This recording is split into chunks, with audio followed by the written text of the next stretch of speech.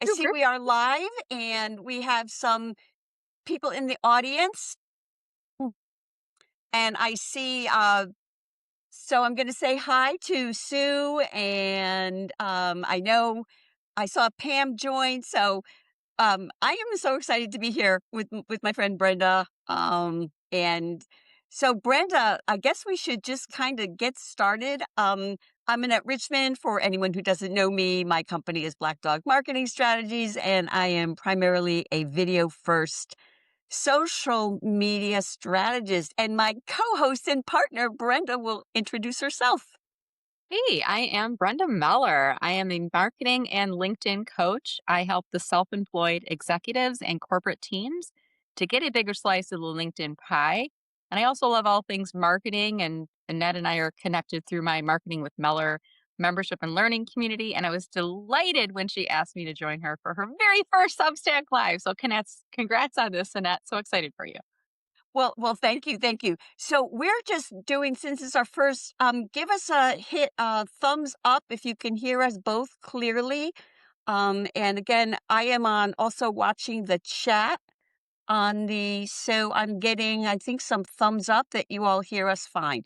Okay, so maybe it's just us not hearing each other as well. So, I thought that this would be a great topic because I think probably you get asked this as much as I do. The idea of, oh my God, what do I post? What do I post? So if it's okay with you, I'd love for you to kick us off with some suggestions, and then, maybe we could talk about that oh my God, personal, private, public Yeah, whole question. But you want to kick us off because you are the sure. LinkedIn woman here. What we try. So generally I tell my clients you should be posting at least once a week on LinkedIn. So don't over stress about it. If you're thinking about like you don't really need to post more than once a week. Like if you're once a week minimum, you're good. You're out there. And I always think about in that when I am posting to try to reach one person, my ideal target audience, and I'm trying to get one person to read that message and to respond. I'm not really trying to reach the world, the 1 point whatever it is, 3 million people that are on LinkedIn, 1.3 billion, I should say, they're on LinkedIn. I'm trying to reach one person through my post. So I'm trying to speak to one person, conversational, bringing in a call to action, but I want to make sure it's coming across as informative, educational, maybe inspirational. Every now and again, it's salesy, but it doesn't have to be salesy every time, and it doesn't need to be posting every single day. So, does that help just to kind of give the lay of the land with regards to posting? Yeah, yeah, I think so. And, I love that you say that, you don't have to post every day because I think I get that too. It's like, oh my gosh. And I'm sure you remember that whole 365 or something that was like during the pandemic where people are like posting every single day for a year. And it was like this whole thing. Maybe you don't remember. I remember it. Yeah, like I remember people having, and sometimes they have like um posting challenge, like post once a day for 30. You did something too, didn't you? Like go Yeah, challenge. I Or, mean, I tried that whole thing for 30 days and then I found out that I was just like posting to post and it wasn't, yeah, it was just really kind of like who want to read it. it was So check.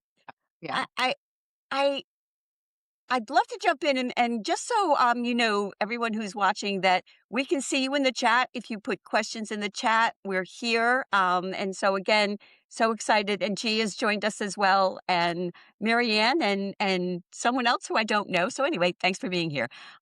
So the the idea of posting, I struggle sometimes with the whole idea of like, what am I going to post? And like you, I try to be inspirational. I try to mix it up, do some video because who wants to do video all the time? Do some well, not text, but carousels and kind of mix it up.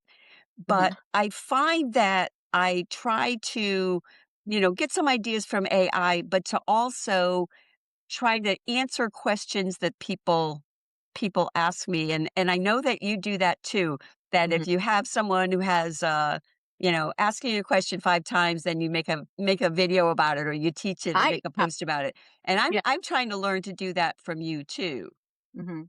So it's and when you say ask a question 5 times, it's not the same person asking the same question No, 5 no, no, no, no. Oh, no, it's no, no, no, it's nothing like I that. But well, when I get it from different, from different sources, because right. I find that a struggle too. Like, what am I going to post? And so I try to think of things that are going to, that people have asked me Yeah. repeatedly. Mhm. Yeah, and even, like, if you're getting a question one time, like, I got an email from a client today, and he was sharing with me some of his results on LinkedIn, and then he asked a question. So instead of just replying to that one client email, I'm gonna do a featured Q&A on LinkedIn, and anyone can do this. So if people are asking you questions, whether they are clients or people in discovery calls or even your friends and family, and that I'm sure you get questions all the time about video because people know that you're a video person, and G, who's in the chat right now, she comes from an HR background. So she probably gets HR related questions and marketing questions and LinkedIn questions. And Sue Griffey works with people in career strategy. So she probably gets questions about resumes and job search and things like that. So instead of responding to just that one person, go on LinkedIn, do a featured question, type in their question, remove any personal identifying information, names, companies, details like that, and then answer and then just respond as if you were talking to that one person. Then after you're done posting it, share the link to the post with that person. Now you've got content, you've answered a question, and you're also helping to reach other people who might have a similar question in there. So it's easy, easy, easy peasy thing to do, so to speak. Yeah, no, no, I love that. So you don't say Annette Richmond has asked me for the fifth time, what should I post on God. LinkedIn? Yeah. So, so, so I'm curious because I do kind of try to focus on video. I love video, and although I still hate to have my picture taken, I like hide. I don't like it, but I've gotten to the point, and that's what I tell people that if you do it enough, it just becomes something you do, and you don't think about it anymore. When I see video, I don't kind of see myself, Yes. and you lean a lot in leaning more and more into video. I see it with Pepper all the time. Pepper Pepper is Brenda's labby dog. We have two, Em and Katie. That's where my business name comes from, our little labby girls. But um, I always tell people with video to think of like one thing, though. I think sometimes people with content in general, and even with any kind of content, to stick with one thing and not try to, say everything. I think you call this kind of drinking from the from the water hose, the fire hose, right from the fire hose. Yeah, like focusing on one point, and what I try to do with my posts is I include one call to action. What do I want people to do next after reading the post? Is it comment below and tell me if you agree or disagree, or tag someone in and might find this helpful, or save this post for later. Sometimes, I'm doing like how to post, like how to do this on LinkedIn, how to export your connections, how to mark yourself private or anonymous. And it's kind of like a step one, two, three, and I don't know about you, Annette, but like sometimes I see these posts on LinkedIn and I'm scrolling through the feed as I'm getting ready to go walk Pepper, or, in between calls. And I want to say like Richard Vanderblom's post as an example. I go, I want to read this again later because there's something good here. So you can click on save. So that one action, just telling people click on save to, find this post again later. So giving them that one call to action. But some people don't even do the one call to action. They just they'll spew out information, and then they're not getting engagement on the post. And, the question to me is like, why am I not getting engagement on your post? Well, you didn't ask for it. You didn't ask people to respond. You didn't ask them to share their thoughts. You didn't ask them to tag it in or save. So if you start asking them, they'll start doing. And not everyone all the time, but you're going to get more people responding if you do ask for their participation than if you don't ask for any at all. Yep, guilty as charged. That yeah, I hear you on that, and one of the things that I started doing because I do tend to not have a CTA, any kind of CTA at the end, like even if is I actually did put together a bunch of different ones and I kind of put them into text expander, so I have my little list and I can just pop that in to try to get feedback. And I have just put a call out in the chat to please do give us a question if Mhm. you have one. I'd love for us to talk about, and we've talked about this before, um, the whole idea of what do I post? And I don't see the be vulnerable so much anymore. Although I was messaging you recently that I saw I was on LinkedIn scrolling and I saw like two posts of guys in a hospital bed, and I was like, Yeah. okay, uh, a little much for me. I wouldn't want to do that. And I think of it as sort of the private area. I'm pretty private person myself, Mhm. and so if I was getting a divorce, I wouldn't be talking about it on LinkedIn. I mean, it's okay if you want to, but not for me. And professional, personal for me is like me and with the dogs or me with my husband, and then of course the professional. But I'm curious, like, what are your thoughts about that? Because this seems to be an ongoing question as long as I've been on social media. Yeah, I don't think there's a one size fits all response to this, honestly. And I think it's whatever feels right to you. Yes. But I think you have to think about who is your ideal target audience and are they going to respond to this type of content? So, the person in the hospital bed, for example, and now this might be a scenario where they are facing a life threatening or life ending disease and they're announcing to the world, this is happening to me. And this is their way of sharing the news. Mhm. I'm in the hospital with an appendectomy or, whatever else is going on. They're just kind of sharing I feel like oversharing. Like, this is what I had for lunch today, and I was in the hospital last week, and I mean, it's like, why does your ideal target audience care about it? And yeah, the hospital bed post might get you a boost of engagement because we as human beings, we're not much different. We see somebody in a hospital bed, we're like, oh my gosh, is that person okay? We pause to look at it.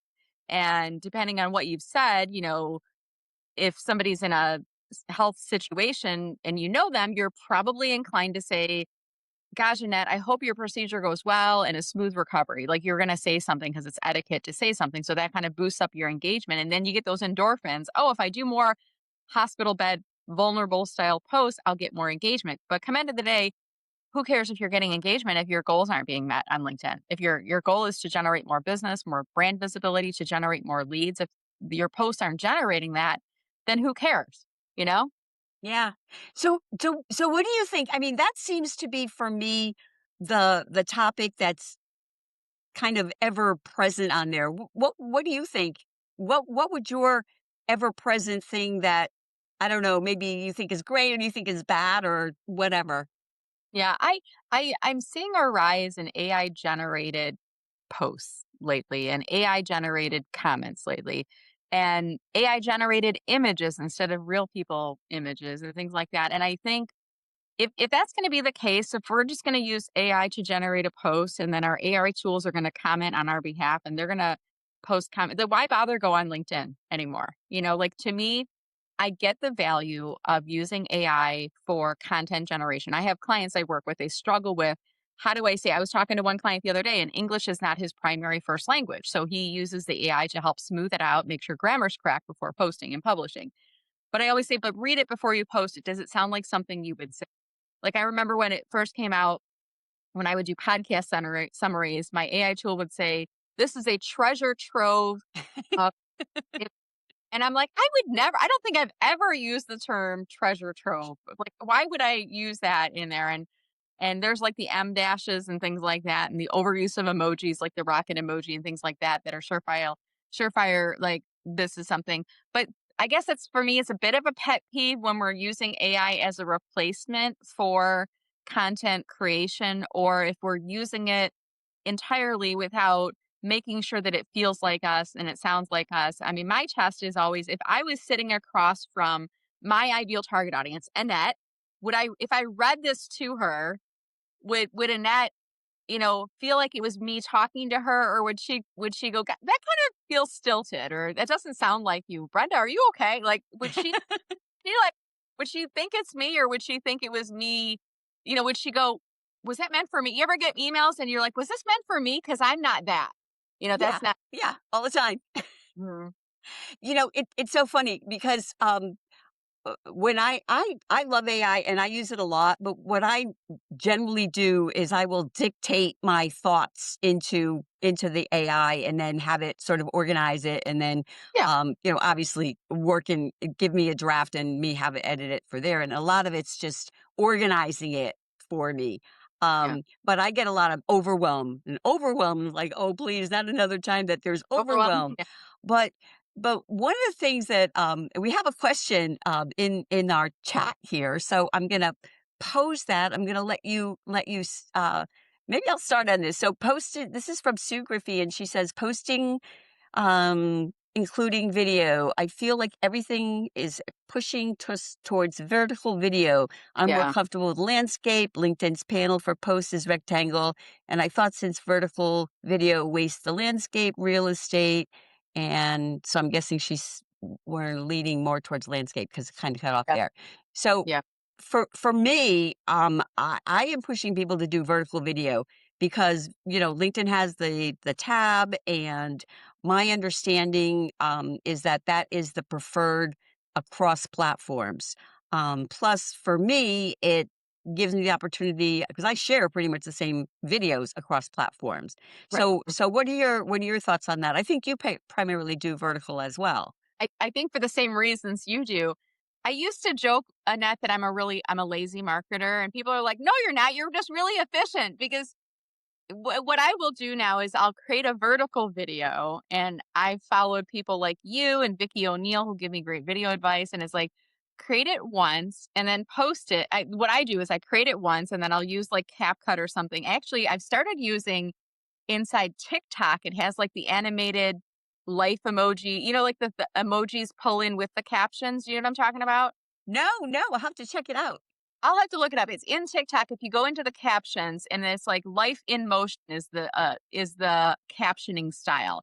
And it types out the text, but then it has emojis that come into it as well. So I'll do the video up in TikTok, add the life in motion captioning with the emojis in it, and then I pull the video down from TikTok to my phone. And it does have a TikTok watermark on it, but who cares? Then I upload it from there into Instagram, or I'll upload it into LinkedIn or upload it into YouTube because I've got the burned in captions that are a part of it. Now, my technique here is I don't add in music from TikTok because it's only licensed from TikTok. So then if I upload it to YouTube, it'll get like a disclaimer and it'll get kicked off saying you can't use that here. And you can certainly, I don't know if you can create a video. I don't think you can download it with the burned in captions unless you've published it, but you could delete it right away and then re-upload it with music inside TikTok. So there's some workarounds I think you could do there. Here's what I do with TikTok and to get rid of the music, excuse me, is if you go in TikTok and you do whatever you're doing and you click the next and you go in and put your caption in there. Yeah. Okay, so you have the caption, then I go back and then I do download it without the watermark. So I can do that. But if I don't want the music, I take that and pop that into CapCut and just mute the music. Yeah. Because I agree with you. The idea is to, if you can, use the platform music. Yeah. Partly, Yeah. I've also understand from my video coach that that's how you get more engagement. So I guess that's so we're kind of doing the same thing, I think. We are. And going back to Sue's question, I don't know if it was necessarily a question, but she says she feels more comfortable with landscape style video instead of vertical video. Yep. And Sue, you got to do what you feel comfortable with. Like it doesn't matter what we tell you, it's like whatever you're comfortable with. But if you want to get more reach, be aware that LinkedIn is giving a preference to portrait style video, the up and down video. And even if you go on the LinkedIn app right now, you're going to notice there's a new video feed that's inside there. And if I have not yet seen a horizontal video in there. And I think they're only publishing vertical videos. Is that what you've seen as well?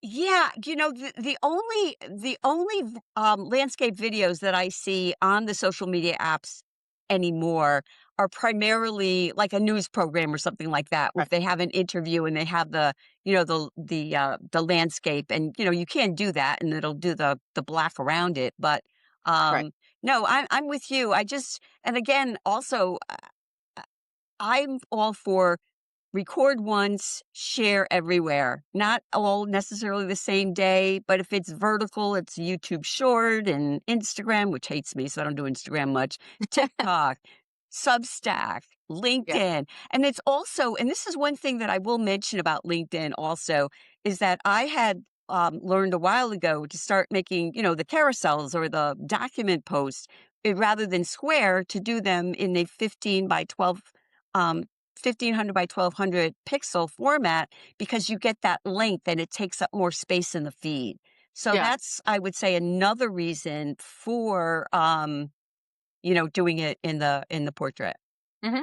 Yeah, absolutely. And, certainly knowing these little nuances, like now we're we're not at LinkedIn 101. We're at like 201 or 301. We're like trying to get more space in the homepage feed. And I think going back to the topic, it's like stop overthinking what you're posting on LinkedIn. Um, I know there was a couple people we were talking about this. Was it yesterday? We were talking about this, and people were like, "Oh, I need to come to that because I that's me all the time. I'm always overthinking what I'm doing." And my advice is you got to just start posting, because a lot of people getting over that hurdle of that confidence or is this silly? Did I say it? Like you got to just go post. Keep in mind you can edit your post. I typically recommend waiting 15 to 20 minutes because mess with the algorithm if you edit it too quickly. But I edit my posts all the time. If you look at my post, it'll say edited at the top because I see a typo or if I'm doing voice to text and it picks it up wrong or whatever. Or I look at like yesterday I did an event post and I was really in a hurry to get out of the house, but I'm like, I need to get this post up. So I published it. And later on in the day, I came back to it again and I made some edits and I added some additional text to it. So all of us overthink it. I want to let people know that if you are overthinking it, you are not alone. The best way to overcome overthinking it is to just do it. Like, just publish your posts, live with them, learn from them. Even the ones that don't do well, you will learn from. You'll have basis for comparison. You can start to establish some benchmarks, what works, what doesn't work. And also, there's a lot of conversation right now in that about comments getting more reach than posts. Are you experiencing that as well, or have you heard any of the conversation yet? I hear people talking about that all the time. I am guilty of not commenting, as much as I should. I'm not haven't been on LinkedIn as often, but I have occasionally I see something where I will get a lot more engagement on a comment. But that's also if you post and I comment on your post and you comment back to me and if somebody else comments and you kind of build that comment thread, Mm. and so, I do try to do that. I think I probably learned that from you. The idea is if someone comments on your post, respond to them, but don't just say, "Oh, thank you," but try to give some kind of a, Yeah. Like, response like you would if you were in but person. yeah, if you're in person, like you would say thanks and you might it's kind of like impromptu, like improv. Like when they teach you in improv, somebody says something, you say something back, you say so you have to listen to what they say in order to think about what to say back to them. And you're not just saying thank you. You're trying to keep the commentary going. One thing I was sharing about a commenting strategy. If you're in the US and if you go on your LinkedIn in the desktop in the upper right hand corner, and I don't know if you know about this, Annette, but there's LinkedIn news and there's like these trending articles that are on the platform. I try to at least once a week go in and find an article that is something related to my area of expertise or the industry that I work in. And then I add a thoughtful comment. So, in particular, it was like a few weeks ago, there was a reporter from Bloomberg who was commenting about the job search market and how there's so many people looking for jobs now that the people that are overqualified and aren't getting jobs, they're now settling for service-based roles. They're taking retail jobs and working in hotels and things like that. And it kind of was like the headline was like one of these it prompted you to go, "Wait a minute," like one of those. So I went in the comments and I'm like, "You know what? I've talked to," and I in the comment I said, I've been working with job seekers over the years, and the climate right now is different. And I've known people who've been looking for 6 months, a year, 2 years, and they're at the point where unemployment has run out and they need money and they need benefits. So they have taken a retail job or a service based job. And you know what? Sometimes you got to put your pride up on a shelf and say, I need money coming in and I need benefits right now. And those employees are going to be great employees. They're going to be hardworking and driven and dedicated. And they're going to show up and they're going to do their job. And if and when they find another job, they're going to give a 2 week notice or at least a courtesy of a 2 week notice and see what the manager says before they leave. And I didn't say all these things, but I'm basically, I was like, there's no shame in taking a job to get income coming in, and it got like 20,000 comments on there. So I think that was a great combination of topic was trending. A lot of people are talking about unemployment and taking jobs, and it was an area of my expertise. I do support a small subset of people who are in career transition, working but looking as well. But that strategy of like going into the LinkedIn news and finding something once a week, if you're struggling with overthinking what to post on LinkedIn, don't even worry about posting. Just go find something to comment on. Yes, yes, thank you. I do have to speak up really quickly as I talk about all the time. I was a bartender for years, and I will tell you, any communication skills I have and getting over talking to strangers, I learned there. Yeah. The people I worked with were actually some of the best educated people. It's also they're just, getting work, but it is really, working in retail, working with the public is really, really, very educational. Very Yeah. educational. And so you're talking about the idea of not being perfect and going back. And I will mention too, when people are overthinking their idea of video, Yeah. um, and thanks for bringing us back to that, is people, they think, oh, my video is this, oh, my video is that. You have to realize that first, even people, like us, that, I think we do a pretty good job with video. It's not the first take. It's not the Yeah. first take, and people that you see with these really professional looking videos, they have a team. So they have a team often, and they talk about it, they have a team walking with them and everything, and then they have a video editing team working on their videos, so of course they look polished, and Yeah. so I think that's the thing, um, is from all of this, the idea that, stop thinking that you have to be perfect. Yeah.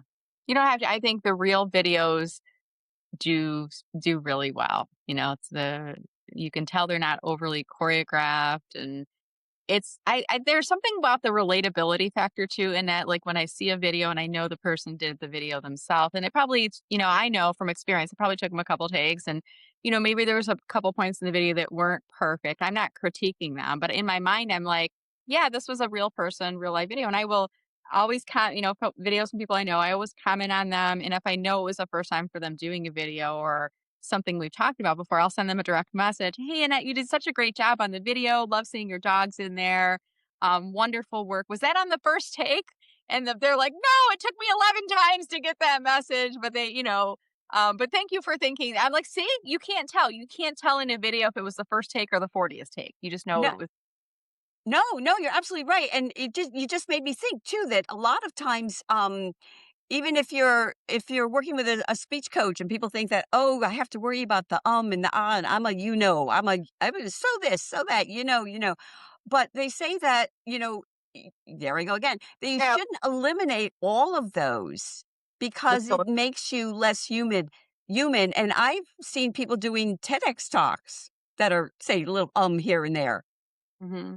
Yeah. I think focusing on the fact that you're using filler words as crutches makes you more aware of the fact that you're saying them. And I'm being very careful not to use, you can tell right now because I'm slowing down my rate of speed as I'm doing that. But I think using intentionality to focus on them to eliminate them from your speech, it allows people to hear the message you're trying to say. So you could tell when I just slowed everything down, the pacing of it, I didn't use words so, to add qualifiers to it. I think right? It helps to get that message across.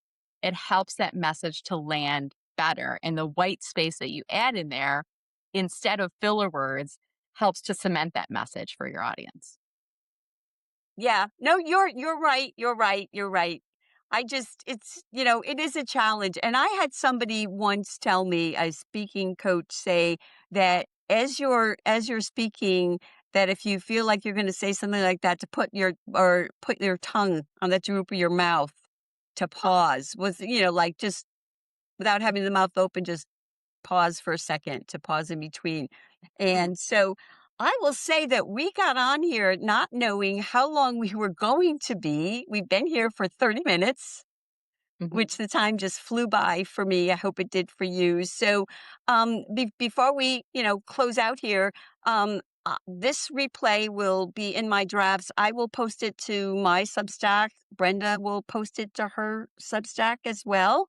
So Yeah. you can watch it. Please do subscribe to us to know the next time we're going to be doing a live promo. And, I have to say thanks so much for being here. People are running off to other meetings. Any last words for you, Brenda, before we say goodbye to the live? I'm going to give you my Sue Griffey pom poms and say, great job, Annette. You did great today. Well, thank you so much. Thank you so much. It's always a treat to hang out with you, and thanks to everyone who has joined us. It was so fun and ready for the next time already. So, Yeah. bye. Take care. Thank you.